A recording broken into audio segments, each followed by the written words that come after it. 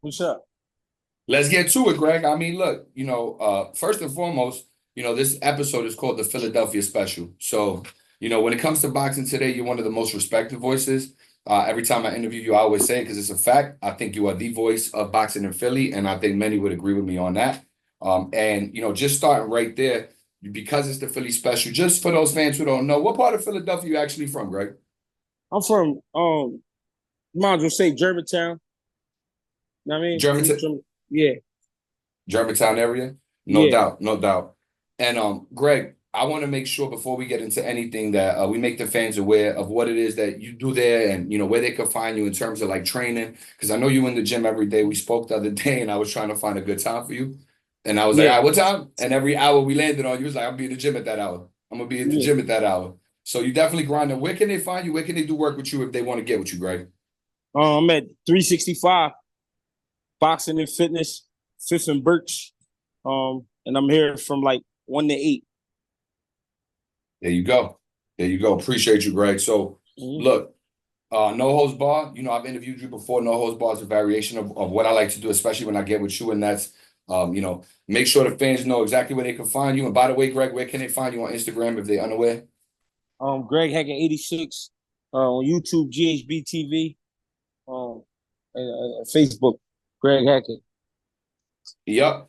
So, we always like to touch off with what you got going on, make sure that they're aware, and get right into it. So, look, right now, what's percolating in boxing? Tank Roach. So, the first thing I want to ask you is just, what's your thoughts on the fight? Is Lamont the right opponent for Tank? I mean, he's the opponent right now. You know what I mean? Because circumstances with other fighters. I think Shakur injured, De Los Santos injured, and other guys I think just got other plans.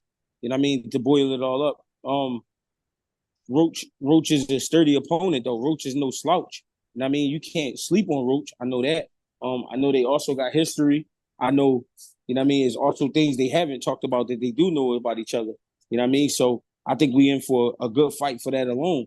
Now, as far as his ability, Roach is a good inside fighter. You know what I mean? He got the good jab. He got the good basics. You know what I mean? Strong kid, not the hardest puncher, but he will hurt you. And he doesn't have a flashy style. You know what I mean? He more so just getting in where he can find it. You know what I mean? Getting in where he can find it.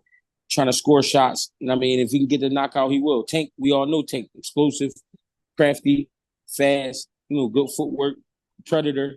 So on and so forth. So it should be a good fight. Yeah, yeah. Like you just said, Lamont is definitely a great fighter. He's moving up, but I think a lot of fans, or the internet at least, right, is trying to say, hey, look, maybe this wasn't the right guy for Tank. And like you just said, Shakur, obviously injured, Loma retiring or taking a long layoff. Lamont's the guy right now, and they have that history.